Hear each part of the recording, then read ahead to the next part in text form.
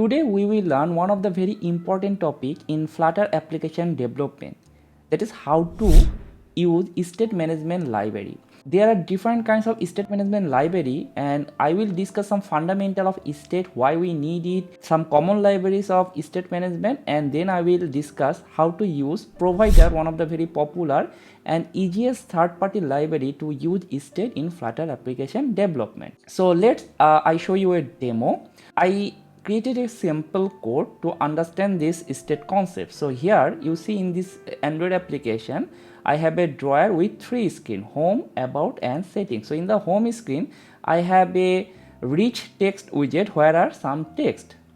In about screen, I also another rich text widget where there are some text. Now suppose in my app there is a setting screen where I can change the font size. Okay. So what do I want? That if I change the font size from here, then the font size will be reflected on those screens. So that means if I set the font size here 30, the text should be in 30 font. So this is a common scenario for state management in not only in mobile application but also web application. So in this scenario, what you can do? I think you are familiar with the stateful widget in Flutter application. That means if an widget has some internal state, when the state change, the widget will re-render itself, right? So for example, here in our case, suppose this is the app and home screen, about screen, setting screen, and suppose about screen has some more widget, right? So in setting widget, I want to change something and I want to reflect in home screen or maybe in about screen widget 2. So what you can do, you can create a state in this app widget, the root widget, right? And that state we can access from home screen, about screen, or even the nested widget 2 from the about screen. But this is called state lifting up. That means when two child like home, about, or setting, when some child has same parent, we can state up in the parent and from there we can access that. This is a common pattern. But the problem is, suppose in the widget 2 that is very nested, it needs to access that state. Then what we can do? We have to pass the state from here to here, about, then widget 1, then widget 2. Right? So that means we have to pass a callback function. From that we can access the state. So for simple application, one to page, maybe it's okay, but when your application grows, this problem is not easy to solve. I mean, using the normal simple state solution. So in that scenario, we have to use state management library or some approach to solve the problem. In Flutter, there are two kind of state you can think about. One is the local state or ephemeral state, that is the widget has a state that is called stateful widget. And another thing you can think like this, that and the app has a global state, or mean suppose this app has a state, everyone or every widget can from anywhere can access this state. So that is called the app state. So in our scenario, we will going to be using the app state. So to solve this problem in our application or maybe in your application, we can use simple state, then inherited widget. This is another approach. Then scope model, which is not recommended nowadays. Then provider, which is very much recommended even by the Google engineer for simple to medium level application, that suits very well. Then there is a Redux. I personally use Redux in a front-end web application development when I was working in a company. Even you can use Redux in your Flutter application as well. And then there is another approach that is called block pattern. So that is business logic component, which a bit complicated. Today I will show you how we can use provider to solve our application. So from settings, if we change the font size, it will reflect the font in the home and about screen. So to demonstrate this provider third-party library in Flutter application, I created a repository. So from my github.com/mahmoodhasan/thingdiff, you will go to Flutter, then go to small demo, and here you will found that there is a states provider. So this is the code If you click the leave section, you will get the code how to use this provider thing. So if you do not want to write all the code yourself, you can just download the code from here. And for this application we are using this provider library. If you in the pub.dev just search provider, then you will get this documentation as well. So here you will see how to install it. You just copy it, right? So in our application, let's copy this provider, this thing, and in our pubspec.yml, after Flutter lorem, I am going to use this package.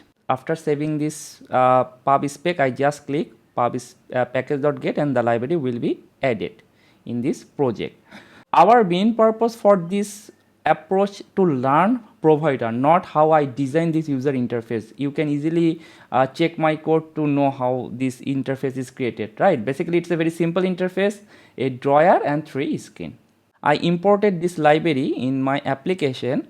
So now what I want to do, in the settings there is currently a font slider and a font size is showing at the top of the slider. When you are going to use provider in your application, you have to remember 3 important classes. Number 1, change notifier. Number 2, change notifier provider. And number 3, consumer. Basically change notifier is a built-in class in the Flutter application development, but change notifier provider and consumer, these 2 classes comes from the provider package, which is a third-party package. Change notifier is a simple class that provides notification to its listener. So the class or the widget which listen to this change notifier, when change notifier sends a notification, they can listen that, and based on the data, if required, they can rebuild their widget. Change notifier provider, basically the class from the provider package, it basically sends an instance of the change notifier class. So change notifier is the main class that sends the notification to its listener, and change notifier provider basically pass an instance of the change notifier class. And this concept is called sometimes in other programming language is observable pattern. So something you are observing, and when that change, and you will respond based on that change. And finally the third class, consumer, is the widget that needs that change and the data. So consumer will catch that change notifier instance, and based on the data, if it required, it can update itself. So in our application now we are going to create a model data class. In the leave directory, I am going to create another directory, that is model, and in the model directory I will create a Dart file and I will give the name is ui.dart. Here I will define a class. Before that I want to import the package, import package material, and now I want to define the class. My class name will be class UI, and it will be either extends change notifier, or you can also use the mixin pattern, like if you use with, that will also okay for here. We are creating a model class UI, so that means any UI related settings we will save here, and this model UI basically implementing this change notifier class. So let's define a font size, double font size equals 0.5. Then let's define a setter, set font size, new value, font size, new value. And then when you want to set a font size, you want to change, you want to notify its listener, right? That's why you have to use only one method, that is called notify listener. Simple. And then I want to define another getter, double get font size. So I will return font size into 30. The slider range is basically 0 to 1, 0.0 to 1.0 basically. I put the minimum value 0.5 to 1, and based on that if I multiply that with 30, I get a font size from 15 to 30. So I am modeling that data in here basically. So when I will I will call the get font size, I will get this 15 to 30 font size, and in the setting page I also need the slider actual value that also I will save in this font size here. So I will define another getter slider font size and an arrow function, and it just return the font size which we will be using in the settings. So our model is done. Come into the main.dart file where we define our main app or my app. In the material app, I will click Alter plus Enter to create a new widget, and here I will be using multi. So here, so then this multi-provider thing will be working, and here in the provider that will be an array. In this multi-provider you can pass many providers. So here we are only using one provider, that is change notifier provider. You have to pass a builder method. I do not need this context, that's why I put this underscore here, and here I will just return the UI. So this UI, so I also need to import that. It is defined in my model UI.dart file. As this multi-provider and change notifier provider is the root of the app, so that means we can access from it anywhere. So let's visualize this again. We are defining a model and we are creating this change notifier provider in the app widget. So if you think this app is state as a change notifier provider which will be connected here, so that means from any widget we can access that easily. So now we will learn how to access that.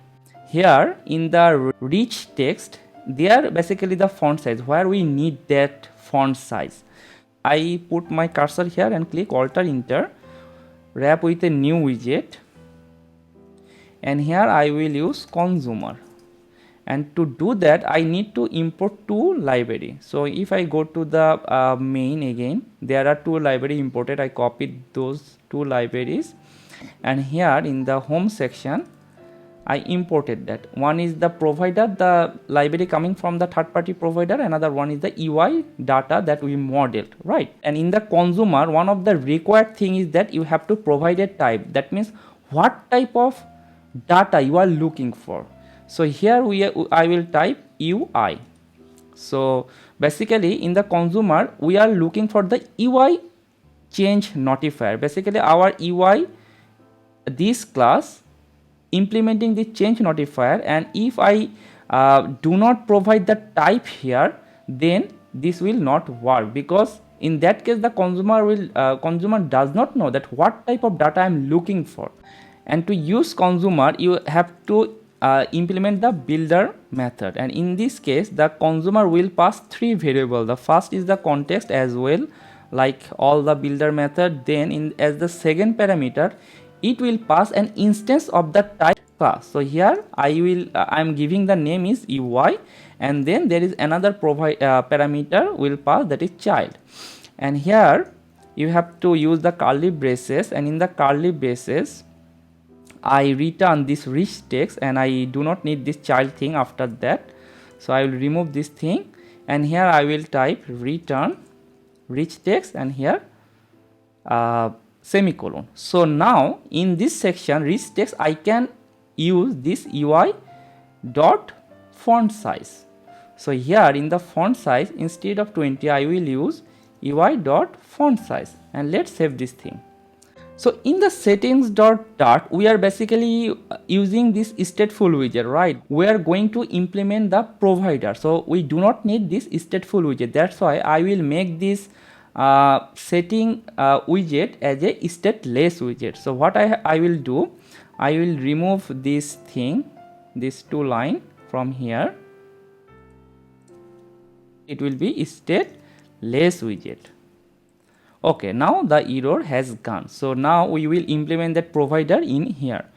So in this case there are two widgets. One is font size here you see the font size, another one is the slider, and in both cases we need the state, I mean the value of the font size, otherwise these two widget will not re-render itself. That's why we are going to implement that consumer in here in the body section, because this has two widget and we need that data in both widget. So I will click Alt Enter, wrap with a new widget, and I will type consumer, and in the angle bracket I will type EY, and here in the from the main section, main file, I will copy that two code line and will paste in here. So in settings we are importing provider, the built-in third-party package, and the model we define. So now in the consumer UI we have to define the builder method. So here in the return section I will copy this column and remove this child thing, and after return I will paste this thing and I will put a semicolon in here, and I do not need this in get font size method here as well. So let's save it, and now I can use that UI dot font size in here as well. So here in the font size section, dollar curly braces, here I will type UI dot font size, and finally in the slider, when the slider change its value, here we was previously using set state because we need to update this screen, right? So we will remove this thing, remove the comment or previous code, and here what I will type that font size and pass the new value. So that means when I change the slider, the value will be passed in the setter in the font size here, and that setter font size update this private variable in here, right? So we are using that in here in the slider on change method, and when the value change, we also update this value. I mean when you change this slider value, you also have to the slider value, and that will be the real slider value, and here underscore value, remove this and type UI dot slider font size. Let's save it and rerun the app again. So now the program, the app launched in the emulator. Now let's go to the setting page again, and now I change the font size. It is showing as a dot, so I have to update the code so that the dot does not looks good here, the floating point number. So let's do it. So here in the font size, that font size basically in double format, so we will use 2 int. So now let's hot reload this thing, and the dot and floating point number gone. So now we can change the font size, right? It was previously 15, now I made it to 30. Now come to the home screen. You see the home screen font is now become the rich text become 30. So I change that size in setting page. Now that works in the home page, but if I go to about section, it is still like previous because I did not implement this provider in the about section. So let's update this about section as well.